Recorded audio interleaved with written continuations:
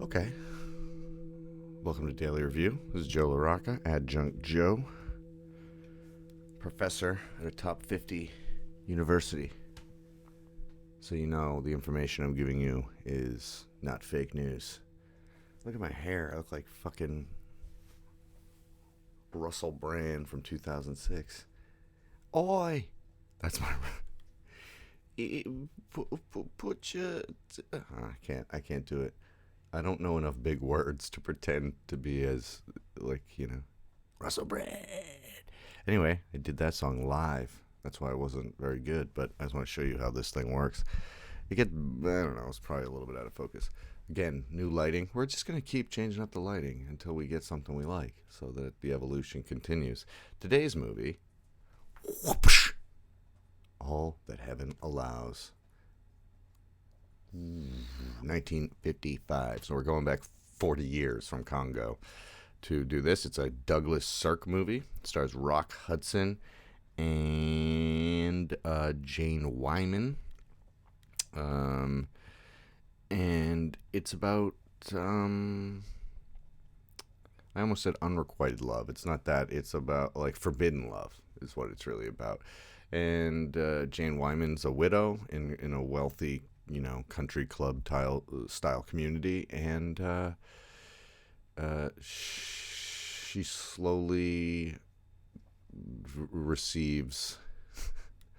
See, all right, it's about basically she falls in love with her gardener, who's much younger and not of the same social status. So it's like that sort of movie, but it's very subtle in that respect. And for me, the big issue I had with it is that I couldn't imagine it socially. Like, I feel like if you were in love with somebody and it's not illegal, then who gives a shit what other people say? That's how I feel. So I don't feel the conflict in the movie as much as I should, maybe because it's not 1955 and I'm used to seeing movies with talking gorillas and stuff like that. But this is, like nowadays you'd be like, oh yeah, that's fine. I bet he's kind of gold bricking maybe. Because he's not like so much younger. It's not like he's 19 and she's 60 or something. Like they don't even look that different in age. But I understand like what the conflict is. And I understand that there were periods of time in American history, in probably still even in the like very uppity type, not wealthy communities where this would be frowned upon or something. But to me, it's like the reward is so much bigger than the risk that I don't feel the same. It's not like Romeo and Juliet where the families are like enemies and it's like a huge, like people have killed each other and stuff. It's not like that, So that's the problem I have with it. Gotham, my buddy who was the one who let me borrow it, he thinks that that's what's so impressive about the movie, is that though it's so different to the society that we live in now, that you can still feel the emotions. And he's probably right. Maybe I wasn't in the correct mood or whatever. I just felt like it like lacked a little bit of intensity to the conflict that I like. I meant to look this up, but you remember in when they go to Jack Rabbit Slim's in Pulp Fiction, and he asks if he wants to steak a Douglas Sirk or something. I wonder what that meant. I always thought it meant like cheesy, because I thought Douglas Sirk movies were kind of cheesy. But you don't get a steak with cheese on it. I don't know. I meant to look that up, but I didn't. Anyway, this movie is then sort of remade by Fassbender, not Michael Fassbender, the other one, the director. He made Ali, Soul Eats Fear, Fear Eats the Soul, which is like a retelling of this, but the man's a black guy, so there's a little bit more tension to the narrative. It's like an interracial couple, and it takes place in like the 70s in Germany, or maybe the 60s. I'm not reviewing that movie. Anyway, that movie's phenomenal and way better than this, maybe just because of it's more modern. But Ollie, it's like, it's like most Fassbender stuff. It's not shot particularly well. Some of the acting is a little weak, but it almost feels like a play, where they have like their cast of characters and stuff. Whereas this is cinema. This is like pure cinema going at you in terms of, it's like amazing Technicolor, like it like bursts out of TV. There's one scene where Jane Wyman comes down the stairs in a red dress, and it like broke my TV. It was amazing.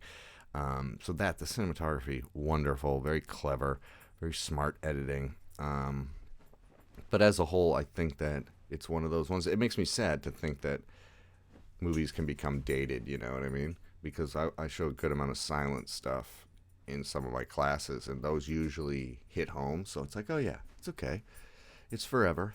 But there's like a time period, I think, like a lot of movies in the 40s and 50s, for whatever reason, specifically the 50s, they have like this really melodramatic vibe that I don't personally get on board with. I don't know if it's like a post-war thing. I have to do more research, just think about it a bit more. That's what I mean by research, because you can't trust it, Anyway, yeah, I definitely recommend watching the movie if you're into film, because it's 89 minutes, and why not just watch it? They call All That Heaven Allows is the pinnacle of expressionistic Hollywood melodrama. I didn't think about it as expressionistic, but I probably should. It's like, I never liked Breathless, like in a lot of the new wave movies. I just got irritated by the editing. I think because I was learning editing and I was being shown that stuff, and I was like, my 20-year-old brain was like, wait, what? Because it's very, if you don't know, French new wave, nouveau vague, that's how you say it in French, nouveau vague, that's how you pronounce it with the accent, is very rebellious style of cinema, where you just kind of breaking the rules, especially in editing. And then I really didn't like it, but then he was like, no, it's like Cubist painting.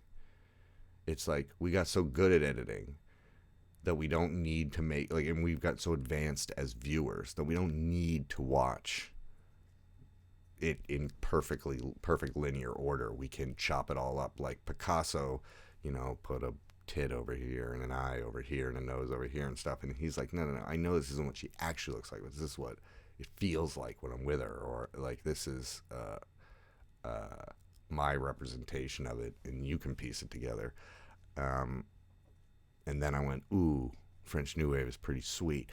So sometimes it's the lens in which you look through it, and it doesn't like hurt your integrity to change your opinion. I change my opinion on movies all the time. I walked out of Joker, and I was like, yeah, the movie's fantastic.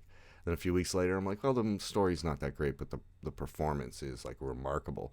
And now I'm just like, now I don't ever, like, I went to watch the movie again for a second time. I got like 25 minutes in, I just didn't care. And I was like, oh, maybe this isn't as great as I thought. Maybe it's like, maybe Joaquin's like too nutty in every scene that it gets exhausting.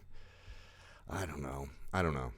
I'm not, maybe it just needs an edit job. It's certainly not a bad movie. Anyway, All That Heaven Allows. Check it out.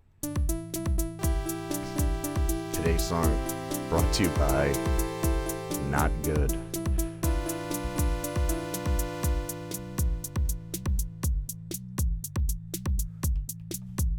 try and put a new lead on it.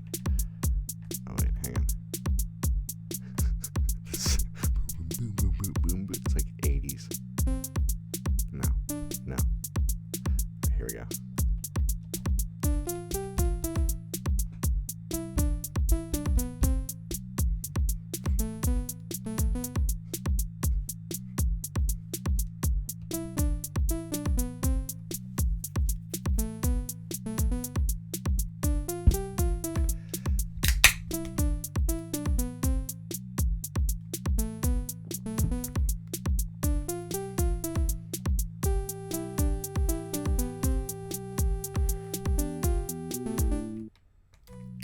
God, that's the worst one so far.